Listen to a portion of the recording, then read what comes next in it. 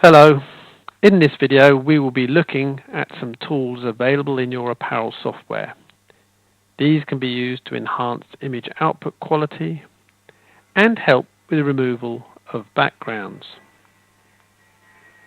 These tools are in some cases optional, and if they are not present in your version, then you can upgrade your package via your dealer to enable these features if you wish.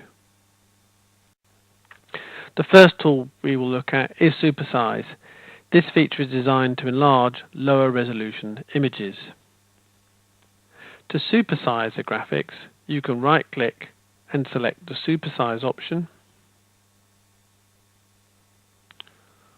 or select Supersize from the Job menu. The first thing you must do is select the new resolution you want to enhance the image to. Depending on the output size of the image, somewhere between 200 and 400 dpi is suggested, or around 8 to 10 megabytes.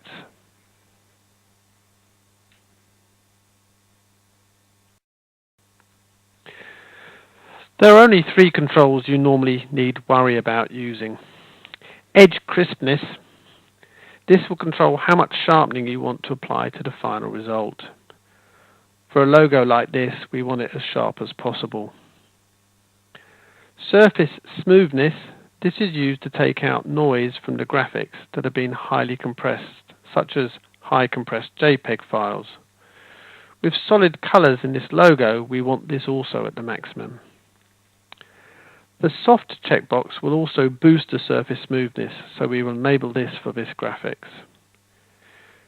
You can see as it redraws the before and after. For other graphics which are more complicated and less of a logo, you will in general want less edge crispness.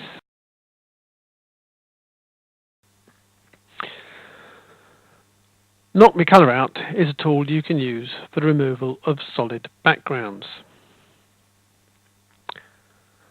Knock Me Color Out is found under the Jobs CAD Link menu.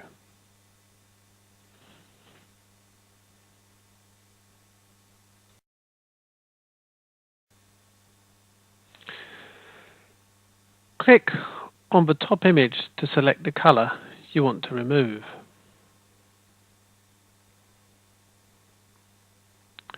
Use the underbase slider to control the range of that color to remove.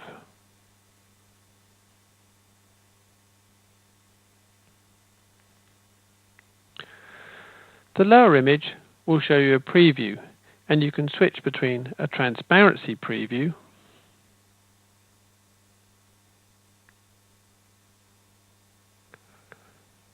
a preview of the underbase, where black will be the white ink,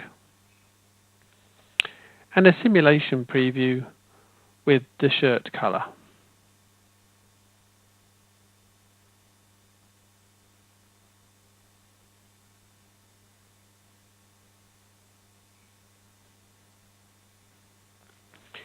You can also zoom in and out to see the details of the changes.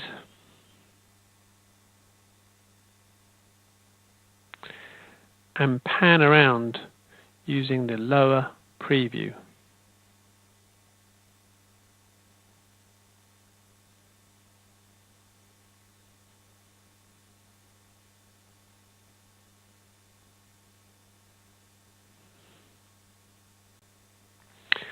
Knock Me Color Out is a simple and easy to use feature when all you want to do is remove a background color.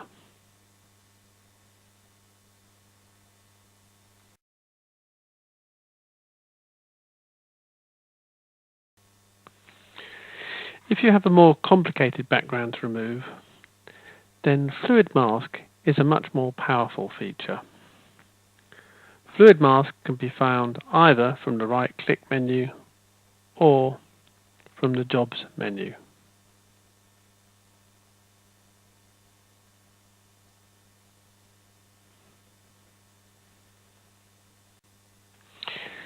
In Fluid Mask, we have three brush types in the left-hand palette.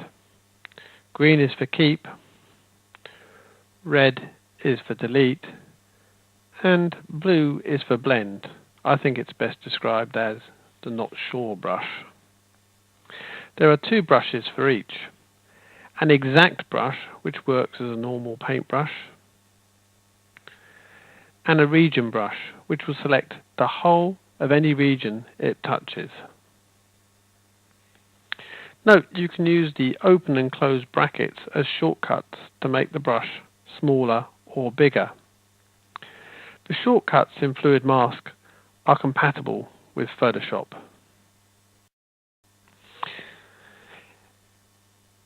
In this example, I'm selecting all the areas I want to remove, as I only want to print the iguana and the branch it's standing on my shirt.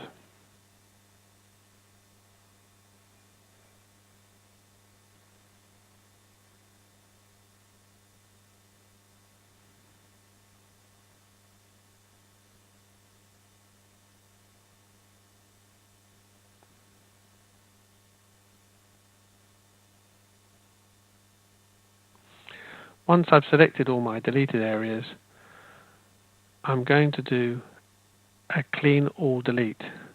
This will select any small holes I might have missed in the delete area. Then I'm going to autofill with keep the remaining area. Now I can click on my cutout tool to see the results. We can change the preview of the cutout to a transparent background, or change the color to simulate a t-shirt color. When I'm happy with the results, select File, Save and Apply,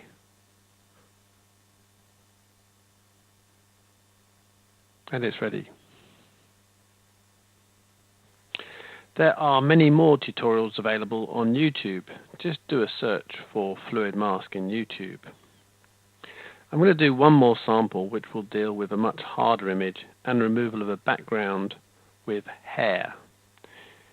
In this example, we want to remove the background of a girl to use on a black shirt. First, I'm going to use the blend brush, the not sure brush as I like to call it, to mark the area where the hair and the background merge, as this is the area of the image that will be difficult to define as either keep or delete. I'm not using the region blend brush, I'm just using the ordinary paintbrush tool for this.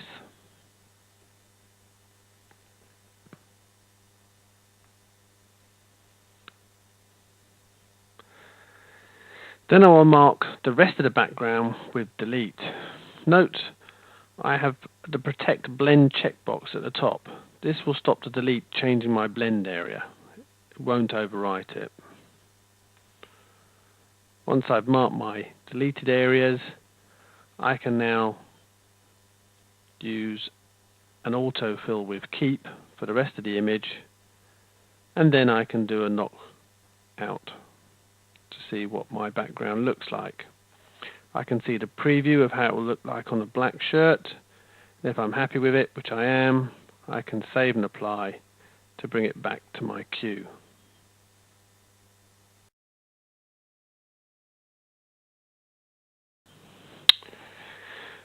You can also open an image in Photoshop from the queue itself using the Send to Photoshop.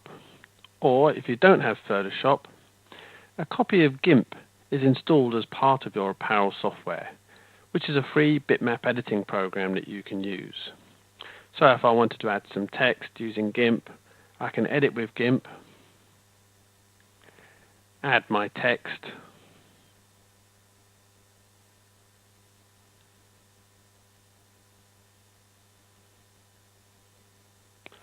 select my font size,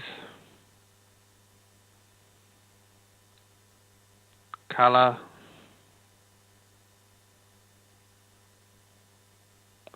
and font.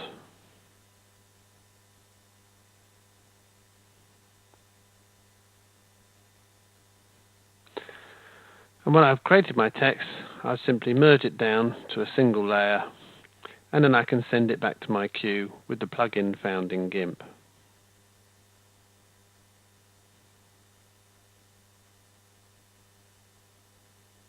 And there you have your image with the text added. Another useful tool is the Transparency Opacity tool. This can be used to edit your transparency layer, and in doing so is editing your underbase. In this example, we have a gradient glow around the dragon. Using the hard clip, I can clip the highlights of my underbase or more, so they are not printed. Using the opaque slider, I can do the opposite and turn my midtones or light parts of my underbase to solid areas.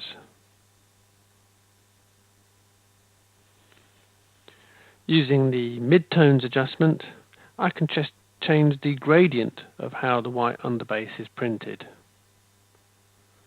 putting more or less down from the midtones outwards.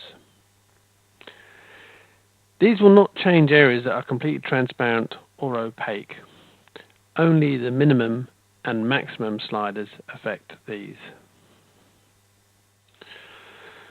So in this example, I've used my plugin to emphasize the gradient glow around my dragon while still blending it into the shirt.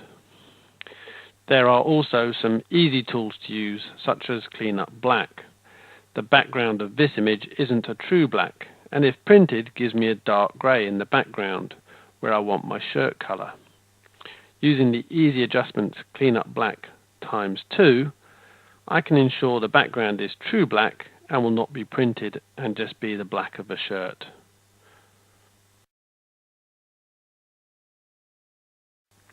Using these tools, we can take poor images and turn them into high quality artwork for t-shirt printing. This image is a low-res image that we will first use supersize so we have something higher resolution to work with. And for this image, which isn't a logo or a photo, I'm going to use the default values.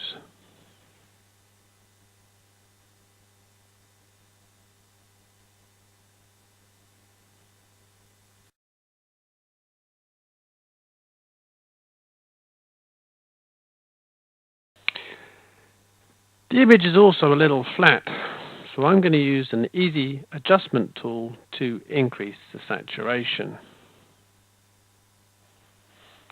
You could do this multiple times if you wanted to increase the saturation more. Because this image was highly compressed as a JPEG, it has a lot of noise in the image. So my final step is to use something called Noise Shampoo, which will smooth out the shading and give me a final result for a high quality t-shirt print. These plugins are unique and all designed to be easy to use and purpose built for apparel printing.